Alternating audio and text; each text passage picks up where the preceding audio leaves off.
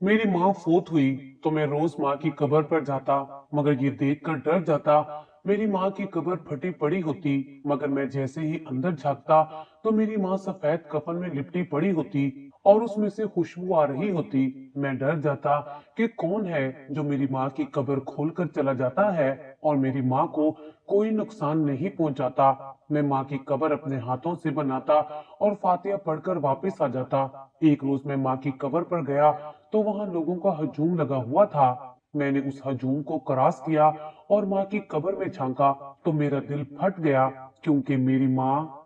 मेरा नाम जब्बार है। मेरा ताल्लुक एक मजहबी घराने से था। मेरे वालिद एक इमाम मस्जिद थे और मेरी माँ ने मैट्रिक तक तालीम हासिल करने के बाद कुरान पाक हिफ्ज किया था। वो मोहल्ले के बच्चों को कुरान पाक नाजरा और हिफ्ज करवाया करती थी। मैं अपने वालिदैन का इकलौता बेटा था। ना ही मेरी कोई बहन थी और ना ही मेरा कोई भाई था। इस वजह से मेरे वालिदैन ने मुझे बड़े लाड से पाला था। उस लाड प्यार का नतीजा ये निकला कि मैं बाज़ाहिर देखने में बड़ा शरीफ और नेक लगता था, मगर मैं अव्वल नंबर का आवारा और बदतमीज किस्म का लड़का बन चुका था। कॉलेज में मेरे सभी दोस्त मेरे जैसे थे, बस फर्क इतना था कि वो जरा अमीर घराने से ताल्लुक रखते थे, मगर उन्होंने मेरे साथ कोई फर्क नहीं रखा था। जिंदगी ऐसे ही गुजर रही थी। फिर एक दिन मेरे वालिद फौत हो गए। वो दिन हमारे लिए किसी कयामत से कम नहीं था। अब मेरी माँ का मेरे अलावा कोई नहीं था, मगर मैं फिर भी नहीं सुधरा था। अब तो मैं नशा भी करने लगा था और फिर एक दिन मेरी माँ को मेरी सब हरकतों का पता चल गया था। वो मुझसे बहुत नाराज हुई और ये सब करने से मना भी किया, मगर मैंने माँ की बात नहीं मानी थी। अब हाल ये था कि मैं जब भी नशे में घर आता तो मेरी माँ गुस्से में मुझे बद्दुआ भी देती और मुझ पर बहुत गुस्सा करती, मगर मैं कहाँ सुधरने वाला था। मगर जब मेरी माँ का गुस्सा खत्म होता तब वो मुझे अपने पास बुलाकर बड़े प्यार से समझाती और दुआएं देने लगती। मैं माँ का ये रूप देखकर हैरान हो जाता। मेरी माँ अब भी मोहल्ले के बच्चों को कुरान पाक पढ़ाया करती थी। आज एक बच्चा अपने घर से गोश्त बनवाकर मेरी अम्मा के लिए ले आया था। मैं अंदर कमरे में बैठा उस बच्चे की आवाज सुन रहा था, जो कह रहा था, ये ले, ये अम्मा ने आपके लिए गोश्त भेजा है। हमारे घर का पूरा सहन मोहल्ले के बच्चों और बच्चियों से भरा पड़ा था। माँ ने उनको एक कतार बनाने का कहा और फिर कतार बनवाकर बच्चों को एक एक करके अंदर बड़ी बैठक में ले जाने लगी। तभी उनमें से एक ने अम्मा को अपने घर से आया हुआ गोश्त दिया था। ये अम्मा की लोगों से मोहब्बत और अकीदत थी, जो हर रोज कोई न कोई चीज अम्मा के लिए भेज दिया करते थे। इसी वजह से मेरी भी जान छूट जाया करती थी, क्योंकि हर रोज का निजाम तो मोहल्ले से आई चीजों से ही चल जाता था। कोई सालन भेज देता तो कोई रोटियां या चावल भेज देता। यहाँ तक के लोग अपने घरों से दूध पत्ती भी बनाकर लाते थे। हमारा रोजगार लगा हुआ था। जिंदगी बहुत अच्छी गुजर रही थी। कुछ ही देर में सारे बच्चे अंदर वाली बैठक में दाखिल हो चुके थे। मैं अपने काम में मसरूफ हो गया था। कुछ ही देर बाद बच्चों के पढ़ने की हल्की हल्की आवाजें सुनाई देने लगी थी। पहले ये सब बच्चे बाहर वाली छोटी सी बैठक में बैठे हुए थे, मगर फिर तादाद ज्यादा हो जाने की वजह से अम्मा सब बच्चों को मेहमान खाने में पढ़ाने लगी थी। काफी देर बाद जब मुझे भूख महसूस हुई तो मैं उठकर किचन में आ गया, ताकि अपनी खुराक का कुछ बंदोबस्त कर सकूं, क्योंकि अम्मा ने तो अब 4 घंटे से पहले बच्चों के पास से उठकर बैठक से बाहर नहीं आना था और मेरे पेट में उछलते कूदते चूहे इतना सब्र नहीं कर सकते थे। किचन में आया तो बर्तन देखने लगा, जहां एक डोंगे में अच्छा खासा मटन गोश्त पड़ा हुआ था। यकीनन पड़ोस में से ही यही गोश्त आया था। मैं जल्दी से उस गोश्त को उठाकर धोने लगा। कुछ देर में गोश्त धुलकर साफ हो चुका था। इतनी देर में मैंने कोयले भी धमका लिए थे। मैंने अपनी मर्जी के पीस उठाए, मिसाले लगाकर फटाफट सीखों पर कोयले पर रख दिए। सीखों की महक कुछ ही देर में पूरे घर में फैल गई थी। ये छोटे मोटे काम तो मैं खुद कर लिया करता था। अम्मा को इन चीजों के लिए तकलीफ करने की जरूरत ना होती थी। वैसे तो मैं अपनी माँ का बहुत ख्याल रखता था, मगर वो मेरी हरकतों की वजह से बहुत तंग रहती थी। मगर मैं नहीं जानता था कि बहुत जल्द मुझसे मेरी माँ छीन ली जाने वाली है। मैं सीखे भून कर उतार ही रहा था जब किसी ने मेरे पीछे से आकर मेरा कान मरोड़ा था। मैं मुस्कुराते हुए उठा था, क्योंकि मैं जानता था कि मेरे कान पकड़ने वाली हस्ती कौन है। मैंने अपना बायां हाथ फौरन जेब में डाला था और उठ खड़ा हुआ था। मैंने अम्मा की तरफ देखा, जो सवालिया नजरों से मुझे देख रही थी। वो बोली, बदमाश, तू फिर से शुरू हो गया। कोई तो लड़कों वाला काम कर लिया करो, ये सब काम तुम्हारे करने के नहीं है। तुम्हें मैंने कितनी बार मना किया है, ये काम मत किया करो, ये काम तुम्हारे करने के नहीं है। मैं कर लेती हूँ, बस थोड़ा सा सब्र कर लिया करो। अब उठो यहाँ से, जाकर बच्चों को देखो, मैं तब तक ये बनाती हूँ। अम्मा ये कहते हुए मेरी छोड़ी हुई जगह पर बैठकर सीखें बनाने लग गई थी, जबकि मैं बावर्ची खाने से निकलकर बच्चों वाली बैठक में आ गया था, जहां कल 30 के करीब बच्चे थे। सब बच्चे मुझे भी जानते थे। मैं अक्सर माँ की गैर मौजूदगी और अम्मा के मसरूफ होने के बाइस उनके पास आता रहता था। मेरे कमरे में दाखिल होते ही कमरे में खामोशी छा गई थी, जिसे देखकर मेरे चेहरे पर मुस्कुराहट फैली थी। मैं मुस्कुराता हुआ जाकर अम्मा की सरबराही नशिस्त पर बैठ गया था। सब बच्चे और बच्चियां इतने जोर जोर से अपना सबक पढ़ने लगी थी, जैसे सबने कोई मौत का फरिश्ता देख लिया हो। मैं जितनी देर वहां बैठा रहा था, तब तक उनमें से किसी एक ने भी कोई हरकत नहीं की। मैं मुस्कुरा मुस्कुरा कर सबको देख रहा था। फिर आधे घंटे बाद ही अम्मा आई। उसके आते ही सब बच्चों ने सुख का सांस लिया था, जबकि मैं एक मखसूस इशारा करता कमरे से बाहर चला गया था, जहां माँ तख्तपोश पर मेरे लिए 4 सीखें और चटनी रख कर गई थी। मैं ये सब खाकर अपने कमरे में गया और अपनी बाइक की चाबी लेकर घर से बाहर निकल गया। कुछ देर बाद मैं अपने आवारा दोस्तों के पास मौजूद था। मेरे सारे दोस्त ऊंचे खानदान में से थे। उनमें सिर्फ मैं ही था जो जरा नीचे तबके का था, मगर मेरे आला ज़र्फ के दोस्तों ने कभी भी मुझे इस चीज का एहसास नहीं होने दिया था। वो अक्सर मुझे महंगे महंगे तोहफे भी देते रहते थे। पहले तो मैं बहुत इनकार कर दिया करता था, और इनकार के बावजूद भी कोई चीज ना लेता, मगर वो मेरे इनकार को किसी भी खातिर में ना लाते थे और जबरदस्ती वो चीज मुझे दे देते थे। मुझे उनकी संगत में काफी अरसा गुजर गया था, और अब तो मुझे महसूस ही ना होता था कि मैं इन सब में से नहीं हूँ। जैसे उन लोगों के ठाट बाट होते हैं, बिल्कुल वैसे ही मेरे भी होते थे। ऐसा ही आज भी हुआ था। मुझे देखकर मेरे सब के सब दोस्त खिल उठे थे, क्योंकि मैं महफिल में बहुत ज्यादा रौनक लगाए रखता था। सब दोस्त उठकर मुझसे गले मिले थे। सबने अपने अपने हाथों में सिगरेट जला रखे थे। कुछ ही देर में मैंने उनकी महफिल में जान डाल दी थी। बैठे बैठे ही उन लोगों ने सिनेमा जाने का प्रोग्राम बना लिया और टिकट बुक करवा दिए, जिनमें मेरा भी नाम शामिल था। मैंने फोन पर अम्मा को देर से घर आने का मैसेज छोड़ दिया था, क्योंकि घर में अम्मा अकेली होती थी। मैं जब भी लेट आने का कहता, तो वो किसी न किसी बच्चे या बच्ची को अपने पास रोक लेती थी। फिर मेरे आने पर अगर वो बच्चा या बच्ची जाग रहा होता, तो उसको घर पहुंचाकर आना मेरी और अम्मा की जिम्मेदारी होती थी। आज भी मैं अपने दोस्तों के हमरा सिनेमा में दाखिल हुआ। हम अपनी मखसूस नशिस्तों पर जा बैठे थे। हमने अपनी पसंदीदा मूवी देखी, जो कि 10:15 बजे खत्म हो चुकी थी। फिर हमने पास के होटल से खाना खाया। खाना खाने तक 11 बज चुके थे। अब मैं घर को निकलना चाह रहा था, जबकि मेरे सारे दोस्त एक मर्तबा फिर से मुझे अपने साथ खींचते हुए सिनेमा में ले गए थे। मैं नाना करता भी रहा, मगर मेरी कोई भी बात वो लोग खातिर में नहीं लाए थे। दोस्तों की मोहब्बत देखकर मैं माँ की मोहब्बत और उसकी दी हुई हिदायत भूल जाता था। रात के 1 बजे हम सिनेमा से निकले थे। तकरीबन 1:45 बजे मैं अपने घर के दरवाजे पर था। मैंने जो ही दरवाजे पर दस्तक देने के लिए हाथ रखा, इतने में दरवाजा खुल गया। अम्मा मेरे इंतजार में खड़ी थी। मैं जैसे ही बाइक लेकर अंदर दाखिल हुआ, तो अम्मा ने मुझे ज्यादा देर घर से बाहर रहने का पूछा था। हालांकि वो जानती थी कि मैं अपने आवारा दोस्तों के पास था, और मेरे चेहरे से साफ पता भी चल रहा था कि मैंने नशे वाले सिगरेट पिए हुए हैं। मैंने उन्हें मुख्तसरन बता दिया और अपने कमरे में आकर बंद हुआ था, क्योंकि जो मेरी हालत थी, मैं उनके सामने ज्यादा रह नहीं सकता था। कमरे में आकर मैं फौरन से वॉशरूम में बंद हो गया। कुछ देर बाद फ्रेश होकर बाहर आया। अब मेरे कदम अम्मा के कमरे की तरफ थे।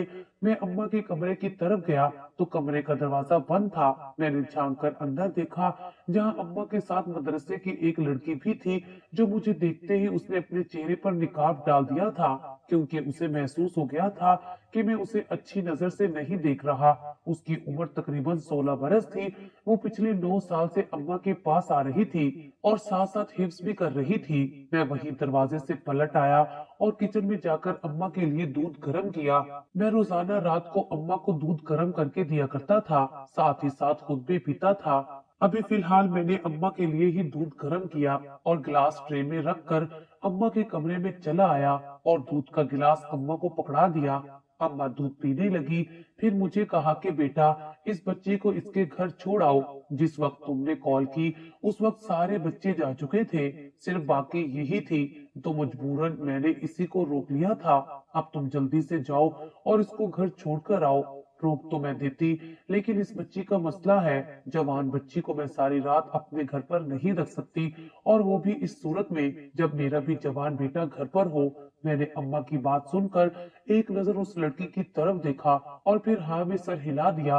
और फिर अम्मा उस लड़के से मुखातिब होकर बोली, जाओ बेटा, ये तुम्हें तुम्हारे घर छोड़ाएगा। मैं भी तुम्हारे साथ जाती, लेकिन सर्दी की वजह से मेरे घुटनों में भी बेतहाशा दर्द है। लेकिन तुम फिक्रमंद ना होना, ये तुम्हें बाहिफाजत घर पहुंचाएगा। उस लड़की ने अम्मा की बात सुनकर झिझकते हुए मेरी तरफ देखा था और फिर उठकर अम्मा से अल्लाह हाफिज करके कमरे से बाहर निकल आई थी। उस लड़की को घर छोड़ने के बाद मैं घर वापस आया तो तब तक अम्मा सो चुकी थी। मैं अम्मा को सोते देखकर उल्टे पांव वापस घर से निकल आया था। फिर फजर के वक्त से थोड़ी देर पहले घर में दाखिल होकर सो गया। मैं काफी देर सुकून की नींद सोता रहा था, क्योंकि मैंने नशे वाले सिगरेट पिए हुए थे।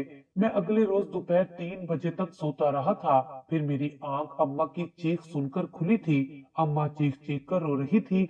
मैंने अपनी आंखें खोली, वक्त देखा तो दिन के 3 बज रहे थे और बाहर से अम्मा के रोने की आवाजें आ रही थी। मैं फौरन से उठा था और कमरे का दरवाजा खोलकर बाहर भागा था। अम्मा की हालत देखकर मेरा दिल अनजाने खौफ के तहत धड़का था। मैं भागकर अम्मा के पास पहुंचा और अम्मा से पूछा कि अम्मा क्या हुआ है और वो रो क्यों रही है। मगर अम्मा की बात ने मेरे पैरों तले से जमीन निकाल दी थी। अम्मा ने बताया कि वो लड़की कशमाला, जिसको रात को मैं घर छोड़कर आया था, वो मर गई है।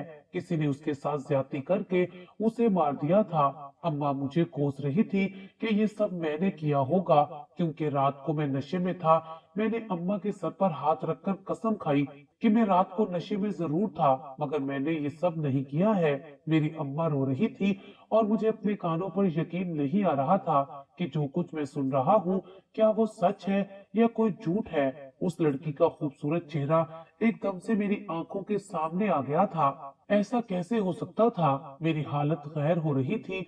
मैंने कहा, अम्मा, तुझे लाजमी कोई गलत फहमी हुई होगी, ऐसा कैसे हो सकता है? तो अम्मा ने कहा, ऐसा ही हुआ है। मैंने फोन निकाल कर इधर उधर फोन किए तो कुछ ही देर में मुझे इस बात की तस्दीक हो गई थी। मैंने अफसोस से अपने चेहरे पर हाथ फेरा था और बड़ी मुश्किल से अपनी हालत पर काबू पाया था। अम्मा ने मुझे कहा कि मैं उसे उसके घर ले जाऊं। मैंने अम्मा को उसकी बड़ी चादर लाकर दी और फिर अम्मा को उसके घर ले गया। मैंने अम्मा को उस लड़की के घर छोड़ा और वापस घर आ गया। जब मैं वापस अपने घर पहुंचा तो मैंने अपने दोस्तों को कॉल करना शुरू की। मेरी हालत बहुत ज्यादा खराब हो रही थी। मेरे दोस्तों ने जब मेरी ये हालत देखी तो मुझ पर हंसने लगे कि तेरा एक लड़की की वजह से ये हाल हो रहा है। शाम को अम्मा वापस आ गई थी।